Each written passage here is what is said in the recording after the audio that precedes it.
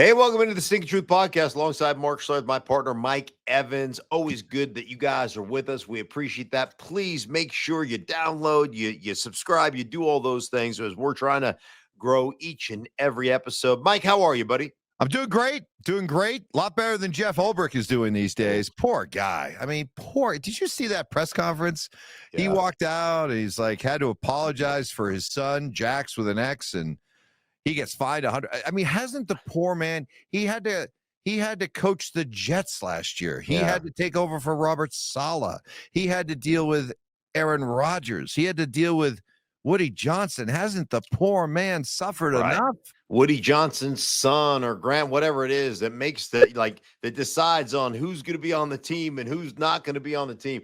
Part of it's your own fault, though, Jeff Ulbrich, because you decided to name your kid Jax and spelled it with an X. That's like the most millennial, hoity-toity way to spell a name like that. So shame on you. I just can't even imagine what poolside my father would do to me if I would have done something like that to cost him the equivalent back in my day of $100,000.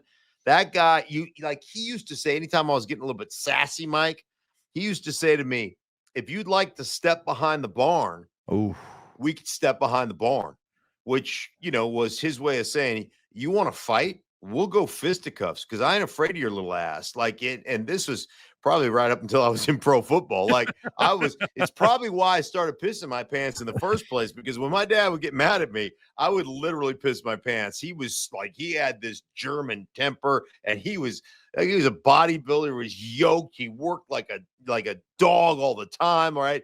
That dude was strong as the day is long. And I was scared to death of him. As a matter of fact, you think about the value of money, Mike. And I remember in my day, and you and I are about the same age, there was a BMX, it was when BMX bicycles were big, right? And I so wanted a Schwinn Scrambler. That was like the coup de grace of BMX dirt bikes, right? And I wanted it, and we had to drive downtown to pick it out, and I got a silver and black one. It had the knobby tires, I was running and I was going. It was awesome. And I remember to this day, because my dad worked me like an indentured servant all the time. And he said he would get it for me, but I had to work it off. And I had a little sheet of paper on the fridge, and I worked for $1 an hour. Oh. That's what he paid me. And I'm talking about moving piles, 10 yards of topsoil and digging post holes because we're going to extend the fence on the horse barn and do it was just it was nonstop every day, the chore list I had. And I remember to this day the price of that bicycle, because I had to work it off at $1 an hour. It was $147.99. And he got every single penny from me. And, the value, here's this Jax kid, right? It's hey, let me pilfer some numbers from my dad's, iPad, and let's go prank call. And then you're not even smart enough to not be in the video. How stupid are you? I mean, how stupid are you? I remember calling my son. Mike, you'll love this. So my son was pitching at the University of Arizona. And I think it was a Terrell Owens that did something that just irritated the piss out of me, right? I was so pissed off about what he had done. I can't even remember what it was, but it was it just, to my core, it bothered me. And I picked up the phone and called my son. And it was like this. I was like, yo, Daniel. Yeah. Hey, man, did you see what Terrell Owens just did?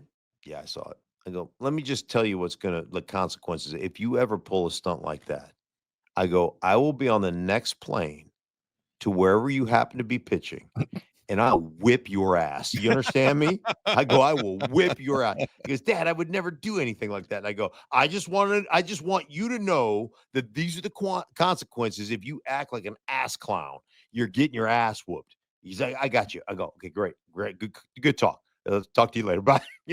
And that was the phone call.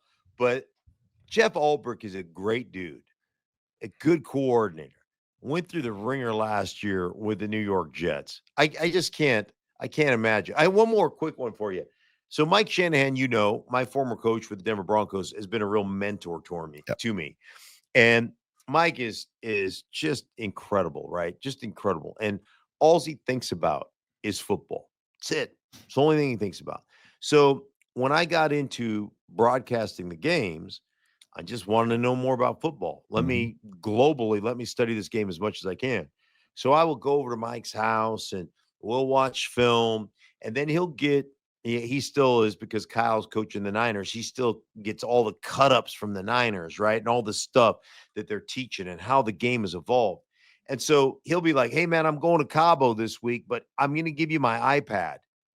And I got all this stuff downloaded. So I want you to watch all this stuff, all this. We're going to talk about, bench drive. And we're going to talk about like all these different concepts, curl flat. We're going to talk about, branch concept. We're going to like all these different things. And he goes, I want you to study all this stuff. And then we're going to get together and go over it. So I'll be like, great. He goes, just swing by the house, pick up my iPad. So I pick up his iPad and I'm going home, and I'm studying. I'm going through all my stuff like he told me to do. And it is a who's who of people texting him, right? He's got his phone in Mexico or whatever, so he can answer them all. But it's popping up as I'm watching film. Bill Belichick calling. I'm like, I could pilfer all these numbers for Mike Shanahan. I wouldn't even think about it, because if he ever found out, he'd murder me. Like, he'd kill me. And poor Jeff Ulbrich. I'm sure that he and his son have had some very interesting conversations of late. Speaking of Bill Belichick, when that Bill Belichick number comes through, are you sure it's Bill Belichick, or might it be Jordan Hudson? This young lady and the story, and now you got people coming out who say they're worried about Bill. They're wondering what's going on. Because if you're not familiar with this story, Bill Belichick has a 24-year-old girlfriend who apparently is like running, Bill Belichick Incorporated. He's got a book tour going on. He did a CBS morning show interview in which, she was sitting in the background and cutting off questions. We're not going to answer that. We're not going to talk about that. Reportedly, and she doesn't have an official job, but yet in the last several months, she's amassed over $9 million worth of real estate holdings and stuff like that. And so there's this sense like with Bill Belichick, the ultimate in control guy, that he's not in control, to the point where people wonder what this hold is that this young lady has over him. Like, Bill, if you're in trouble, blink twice, that kind of thing. Yeah. What do they say? It's undefeated. It is undefeated. It can't be that good. It can't be that good. Like, in regards to interview, I could see the book publishing company, the publisher, saying, hey, we're not going to talk. We're here to talk about football. And I will tell you that Bill Belichick, having sat down with him one-on-one in meetings, broadcasting the game, if you talk football with him, he's the most engaged guy in the world. And he will talk football with you for hours, right? And so my understanding of this is that she's acting almost as a publicist while they're there, because the publisher didn't come. And the publisher said, these are questions we're not going to get into. We're not going to answer these. And that's fair game. I've sat in some meetings where the PR staff comes in and says, hey, don't ask so-and-so about this, that, or the other, right? That's off limits. And, I'm respectful to that kind of stuff. And I'm like, part of me goes, how soft is this dude, right? Do I really want this guy playing quarterback for my team? Yeah. No, but you play by the rules. And so I can see the reporter being the reporter, right? I'm going to ask him about how you guys met. Even though these are on the do not bring up category, like, you would do that. You're an intrepid reporter, right? You would you'd play nice at first, and then you go in there with a jab, right? Just to make sure, because that's how you operate. So, she was standing up for Bill, because Bill already said, we're not answering these. This is about my book. This is about, about football in general. And, I've asked him some questions in a meeting where he'll be like, I want you to tell me about, this guy or whatever. And goes, well, his biggest thing was, he'll tell you everything. It's just like, This did not come from me. My name is not going to be mentioned in. So it's like all of a sudden you're like, all right, tell me about your quarterback. And even though it was positive, and um, this is when Squishy Mac was the starting quarterback as a rookie. Poor Mac. Yeah. And he said, hey man, kid is got an insatiable appetite for knowledge. Kid, it works his ass off, blah, blah, blah, blah. This is when they were still, like when he still liked Squishy. Right. Something happened there that Squishy fell out of favor. Well, I don't know what it was. Couldn't play. Yeah, well, but he went to the Pro Bowl. He was like 17th alternate or whatever. But, he goes, but none of it comes from me. And so, like, with that part of it, I respect her, right? She said, hey, man, I'm taking over as the publicist. These are the things that you're not going to talk about. And I respect that. So, he came out with a statement that this is, the false narrative that CBS is putting out there about me being controlled by, her. But it is an interesting, it's crazy. Like it's crazy. It's just so weird because, you've gotten a chance to see, I guess, the real Bill Belichick, but the Bill Belichick that we see for public consumption, we don't recognize this guy. We don't recognize the guy that is being spoken for. This is the guy that's always under control, barking out orders, snarky, insufferable, just always never seeming like you got him pinned down. And right now he just kind of looks, you know what he looks like. She's got him pinned down. All right. Yeah. All right. Undefeated, Mike. Undefeated. Father time and that. Yes. Okay. Travis Hunter. I kind of felt bad for Travis Hunter coming out of the draft because his CU teammate Shedeur Sanders hogged all the attention, and all the attention was thrown at Shedeur. But here's Travis Hunter, who is settling in Jacksonville and already is a leading favorite for both the offensive and defensive rookie of the year for next year. It's upon us. It's getting ready to start. Jacksonville, their young GM, James Gladstone, came out the other day and said, absolutely. I mean, we look at Travis Hunter as whatever the old rules were when it came to football, this guy's going to rewrite them.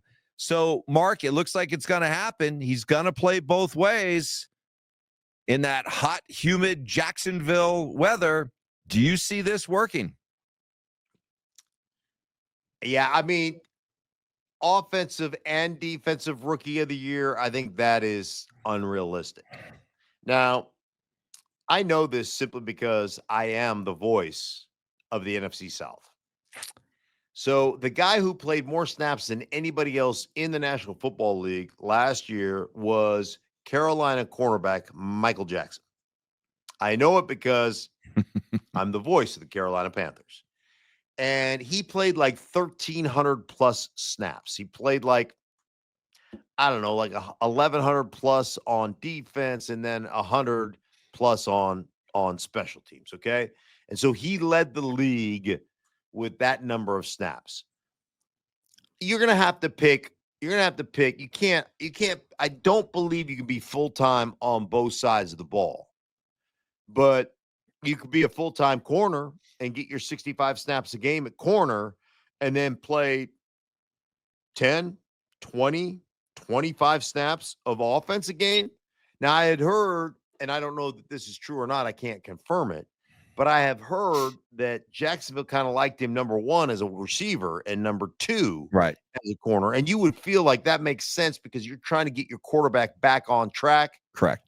Right. They had talked about, Liam Cohen had talked about, hey, it starts with footwork and his footwork needs to be cleaned up and this, that, and the other. And so, getting back to basics. But you would think, hey, man, we got Brian Thomas last year, who was phenomenal for Jacksonville. So let's put another weapon on the offensive side of the ball. And then we can play him at corner. We can sprinkle him in nickel situations. If we want to run 3 or even 4 corners at some point, we could put him in there. The guy's got unbelievable ball skills and all that stuff. But I can't see him starting both ways.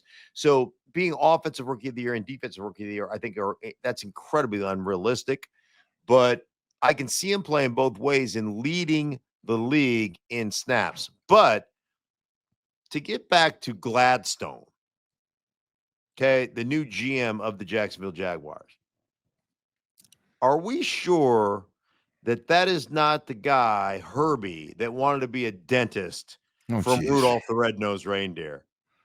Have you ever listened to this guy? First off, he's about 12, right? I swear he wants to be a dentist. Really? I'm sure I'm sure that he is like Rudolph right now is like, I need more air conditioning in the garage that you got me in, Herbie, because this dude, you want to talk about nerd alert. I mean, come on. What are we hiring? We're hiring 14-year-olds now? What are we doing? So you get real, I want to be a dentist, vibes from him. Have you seen him? Yeah. You got to look him up. I know. I saw that when he gave this just flowery, dramatic introduction to Travis Hunter about how the only thing that stops guys from Travis Hunter to do what they can do is the lack of imagination and bravery on the part of the established. So dude, it was right out of it. It was right out of a Disney movie. It was right. It was Shakespearean. I mean, it was amazing. But Deion Sanders has said this as well, that the only thing holding back a guy from Travis Hunter being able to do this is the old guard of football thinking that these are the only things that can be done, that nobody can do this because that's always been the way that people have thought, and nobody has had the vision to come along and look at a guy like Travis Hunter and say, yeah, he can play both ways. I mean, I just want to ask you, because I don't want to limit Travis Hunter, but I just don't see how going out week after week, 17, soon to be 18 weeks a year, trying to play both ways is conducive to a long career when you could play corner and maybe eventually transfer to safety, and you could play 15, 16 years in this league, or you could be a 12-year receiver versus a guy that, okay, maybe you go out and you prove that for 3 or 4 years you could play both ways, and then what? You're burned out? You tell me. For all the Travis Hunter fans out there who believe that the only thing keeping him from doing this is the NFL holding him back because of antiquated thinking, well, speak to that antiquated thinking side. Well, I would tell you that elite level players in college football face guys 2 or 3 times a season that are their equal. Mm-hmm. Not every guy that plays college football plays in the National Football League. There's about 1,500 guys that play in the National Football League. So you're not facing, no offense to Colorado State, you're not facing Colorado State or Kansas State and again, all these programs are going to be like I'm besmirching their name. You're not. This is the NFL. They're bigger, they're faster, they're stronger. And, you think that a kid like that, and listen, man, the kid is amazing. He's an amazing talent. He's an amazing young man. He's a great student. Like, all those things are big pluses. But the NFL is just different, man. It is just different. And only the best of the best get to play in there. And it's freaking challenging. And, you're facing receivers. Dude, I step on the field today and I'll walk around on Sundays, talking to players. Mm-hmm. 3/4 of the wide receivers are bigger than I am. Right. Like, I played offensive line, and it's ridiculous. Like, you're looking guys 6'4" and 235 and just freaking chiseled from a piece of granite. And you're like, dude, like, how? Right. How are you guys this big and can run like the wind and stop on a dime and all those things? And he's a slight kid. He's not a big kid. He's not. And then the other things that we do in professional football, like, oh, you play corner? Well, guess what? We're going to make you the target. We're going to line up in a slot formation with two tight ends on the opposite side. And if you guys aren't playing man to man where corners are over, guess what, Buttercup? You're going to become the run force. That's how you do it. So if you go slot, if you're playing man to man, the corners go over with the slot. If not, you're a single guy over there. Now we're going to make you get involved in the run game. Let's see if you're 6'1", 175 pounds. Let's see how apt you are to put your nose in there on a running back, or how strong you are at the point of attack if you're taking on a tight end or a fullback. Like, those are the things, and we'll target your ass in the NFL. So it'll be interesting to see exactly how that plays along. Well, the good thing is, I guess, for Travis Hunter, Jacksonville, and certainly us as NFL fans, we're going to get a chance to see it, right? I mean, they're going to at least give him, to start, that opportunity to play both ways. I mean, they're not going to just come out and say, hey, we drafted you and we told you this and that and promised this or that. This was done with the idea, and especially trading up like they did. This was done with the idea that, at least to start, you're going to see him out there probably, what, 80, 90 snaps? I would think so. I mean, 60, Herbie the dentist told 60 on offense, maybe 30 on defense. Yeah, I mean, Herbie the dentist told us that. Like, yes, if you can dream it and you can believe it, you can make it happen. I mean, he told us. Identical right there. One last thought on the draft. Have you ever seen a number 1 overall pick, especially a quarterback, receive as less buzz as Cam Ward has to Tennessee? And I mean, have you had a chance to watch Cam Ward film? Because if you think you see something there with this guy as a quarterback, you add on the chip that has got to be becoming a boulder-sized chip on his shoulder right now, with the lack of respect and attention he's been given as the number 1 overall pick. Yeah.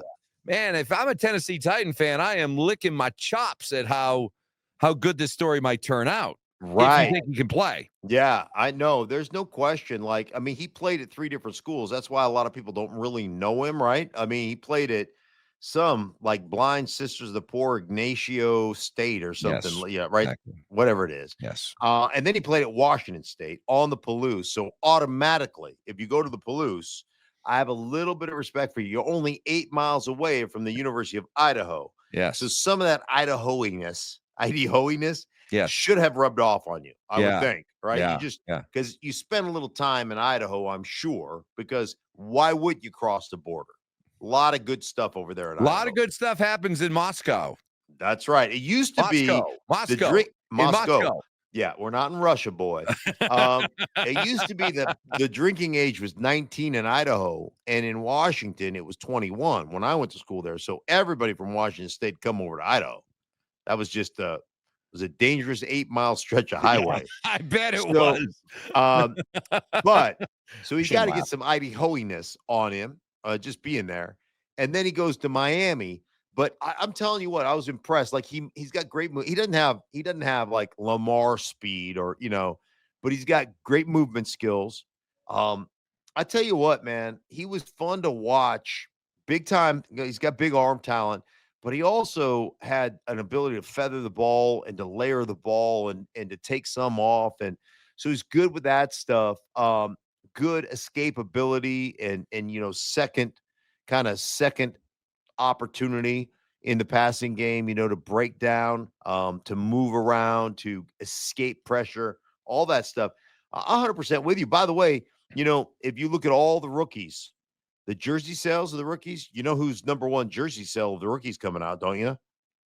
Shedeur, right? Shedeur by a mile. By a mile, yeah. By a mile. And I will say this about Shedeur because I think it needs to be pointed out. And I know there's a lot of people that don't like Dion and don't like Shedeur, and you in particular reveled in the fact that he dropped. Like, you loved it. Not revel. You kind of somewhat entertaining. You were kind of little football karma came around. You and Dion are probably not You guys are probably not picking out curtains together. He's not going to invite you up to see you. I don't believe. But I will say this. The video of him having, balls enough not to shut everything down and to celebrate getting picked in the 5th round, I thought that was cool. He still celebrated it. I thought that was cool. And then he gets to Cleveland. He's talking to some school. He doesn't have to do that. He's out talking to his school and encouraging kids. So I think since that time, I think there's obviously that's a humbling experience, right? And I think since that time he's handled it well. So good for him. I don't know that he'll play, but good for him. I think he's handled it well. I get all that. I guess I just wish that everything he did not always have a camera recording it. It's like a constant reality show. Yeah. Everything's recorded. Him walking into the Cleveland building, him running hills afterwards. Everything is recorded. Everything is about content. And I guess I just have a hard time believing in the authenticity of this guy. Yeah. When everything is constantly I get it. streaming. I get it. There's a quote that I love, and it said, to be able to shine in front of everybody, you've got to be able to work in front of nobody. And I'm with you on that. We don't need to record. Reminded me of our time here with Paxton Lynch. Remember when he recorded video of himself dunking? Dude, you're 6'7". I should hope you can dunk. It's your quarterback ability that I have concerns about, not your basketball skills. Hey, you can dunk. Good for you. You aren't worth a shit on the football field. You're a horrible quarterback. I think it's just maybe here in Denver, we were so scarred by Paxton Lynch and Russell Wilson, two of the most cringiest, look at me type videos ever. And now I got Shedeur doing it. I guess I'm just kind of, poisoned by the idea of it. And just go to work, okay? Just leave the cameras at home. Just go to work and just stop worrying about all that other stuff. All right, I'm going to a quick game. You like games.